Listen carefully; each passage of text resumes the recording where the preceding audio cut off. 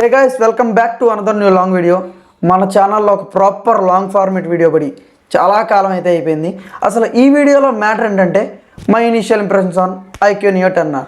నేను రీసెంట్గా ఐక్యూ వాళ్ళ స్నీక్ పీక్ సెషన్కి అయితే అటెండ్ అయ్యాను. అక్కడ ఫోన్ అయితే అన్బాక్స్ చేసి నాకు దొరికిన స్పేస్ అండ్ టైంలో కెమెరాస్ని అయితే టెస్ట్ చేశాను అండ్ యూఐని కూడా ఎక్స్పీరియన్స్ చేశాను. మరి నాకేమనిపించిందో మీకు చెప్పేస్తా, పదండి.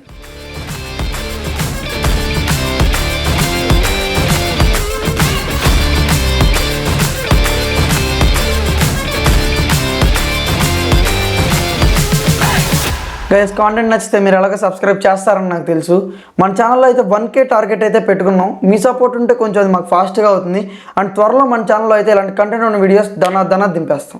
అండ్ ఇంకోటి, a big shout out to the iQOO community. ఎందుకంటే నాకు ఇంత మంచి ఆపర్చునిటీని ప్రొవైడ్ చేసి నాతో ఫోన్ అన్బాక్స్ చేయించేందుకు. By the way, this is my first time ఒక ఈవెంట్లో ఇలా పార్టిసిపేట్ చేయడం.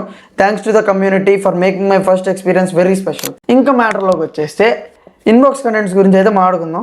ఇన్బాక్స్ కంటెంట్లో అయితే మనందరికీ తెలిసినట్టే ఒక ట్రాన్స్పరెంట్ కేసు, ఒక అడాప్టర్, ఒక కేబుల్ అయితే ఇచ్చారు. అడాప్టర్ మాత్రం 80 వాట్స్ ఫ్లాష్ ఛార్జింగ్తో వస్తుంది అండ్ ఒక సిమ్ ఎజెక్టర్ పిన్ కూడా ఇచ్చారు. మనం డైరెక్ట్గా ఇంప్రెషన్స్లోకి వెళ్ళే ముందు ఒకసారి స్పెసిఫికేషన్స్ ఏంటో ఒక లుక్ వేద్దాం. ఇదైతే మార్కెట్లో 2 కలర్ ఆప్షన్స్లో అయితే లాంచ్ అవుతుంది. ఒకటి రేసింగ్ బ్లూ అండ్ ఇంకోటి మూన్ నైట్ టైటానియం. నాకు జెన్యున్గా చెప్పాలంటే రేసింగ్ బ్లూ ఫొటోస్లో చూసినప్పుడు అయితే అంత అనిపించలేదు. బట్ నేను అక్కడికి వెళ్ళి ఇన్హాన్గా ఫీల్ అయ్యి డైరెక్ట్గా చూసినప్పుడు మాత్రం చాలా బాగుంది. బట్ నా పర్సనల్ ఫేవరెట్ అయితే మాత్రం మూన్ నైట్ టైటానియం. ఇంకా దీని డిస్ప్లే విషయానికి వస్తే ఇది 1.5K AMOLED డిస్ప్లేతో అయితే వస్తుంది విత్ 144 Hz రిఫ్రెష్ రేట్. ఇక్కడ ఒక ఇంట్రెస్టింగ్ పార్ట్ గురించి అయితే చెప్పబోతున్నాను. ఇది ఈ బడ్జెట్ ఫోన్లో రావడం అనేది నాకు అర్థం కాలేదు.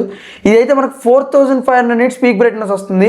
నాకు తెలిసి అయితే ఈ బడ్జెట్ సెగ్మెంట్లో అయితే ఇప్పటివరకు ఎవరు ఇవ్వలేదు. ఈ 4500 nits అయితే మీరు HDR కంటెంట్ చూస్తున్నప్పుడు మాత్రమే వస్తుంది. అండ్ విజువల్ ఎన్హాన్స్మెంట్ ఫీచర్ కూడా చాలా బాగుంది. ఇంకా దీని బిల్డ్ దగ్గరికి వస్తే ఇది సైడ్ ఫ్రేమ్స్ మాత్రం పాలికార్బోనేట్ బిల్డ్తో అయితే వస్తున్నాయి. ఈ ప్రైస్ రేంజ్లో అయితే వేరే మొబైల్స్లో అల్యూమినియం ఫ్రేమ్స్ కూడా ప్రొవైడ్ చేస్తున్నారు. బట్ వీళ్ళైతే అగ్రెసివ్ ప్రైజింగ్తో మంచి పర్ఫార్మెన్స్ ఓరియంటెడ్ ఫోన్ తీసుకొస్తున్నారు కాబట్టి కాస్ట్ కటింగ్ గురించి ఏమన్నా చేసి ఉండొచ్చు.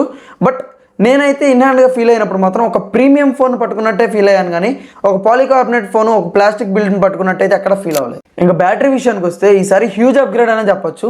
ఇది మనకి 6400 mAh బ్యాటరీతో అయితే వస్తుంది.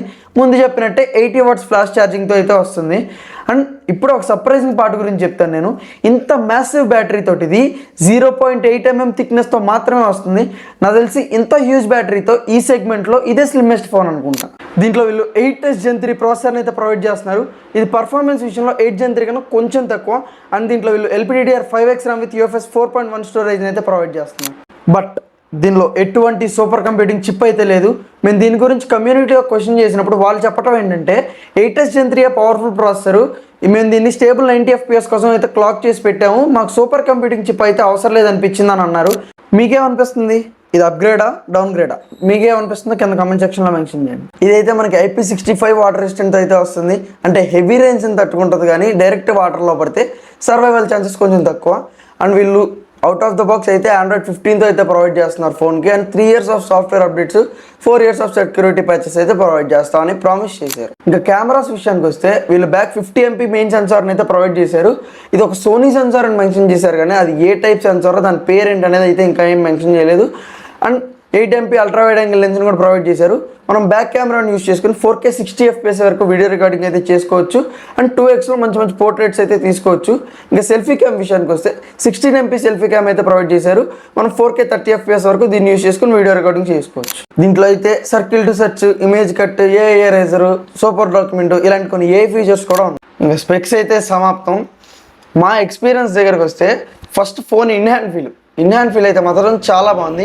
ఆ సైడ్ అదంతా మెటల్ ఫ్రేమింగ్ లాగా అనిపించింది నాకైతే చేతిలో పట్టుకున్నప్పుడు. అండ్ వెయిట్ బ్యాలెన్స్ కూడా బాగుంది.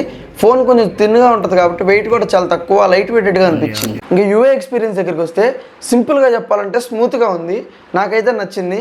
అండ్ యానిమేషన్స్ కూడా చాలా స్మూత్గా రన్ అవుతున్నాయి. ఎటువంటి బ్లోట్వేర్ కూడా అయితే ఏం లేదు.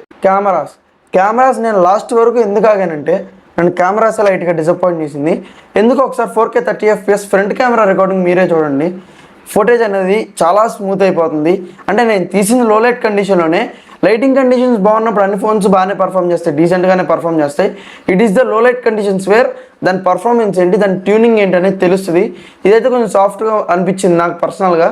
అండ్ ఫ్రంట్ ఫొటోస్ కూడా ట్రాకింగ్ ఇప్పుడు సింగిల్ పర్సన్ ఉన్నారనుకోండి, సింగిల్ పర్సన్ ఫొటోస్ బాగానే వస్తున్నాయి యాజ్ యూజువల్, కొంచెం సాఫ్ట్ ఉంటాయి బట్ డీసెంట్గా ఉంటాయి.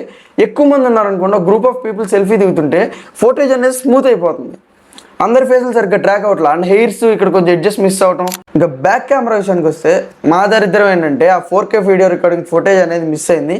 బట్ ఎక్స్పీరియన్స్ షేర్ చేసుకోవాలనుకుంటే మాత్రం డీసెంట్గా ఉంది, డీటెయిల్స్ అనేవి ఎక్కువ ఎక్స్పెక్ట్ చేయొద్దు, పర్లేదు డీసెంట్గా వస్తుంది. లైటింగ్ కండిషన్స్ బాగుంటాయి, లో లైటింగ్ కండిషన్స్లో కూడా ఫుటేజ్ అయితే బాగానే ఉంది.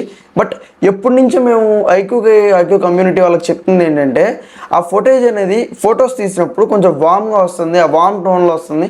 నాకు పర్సనల్గా వామ్ టోన్ అనేది కొంచెం నచ్చదు. ఇది ఒక్కటి చూసుకుంటే మాత్రం బ్యాక్ కెమెరాస్ అయితే డీసెంట్గా ఉంటాయి. మరి ఇది నా view on iQOO Neo 10R, అదే నా impression on iQOO Neo 10R.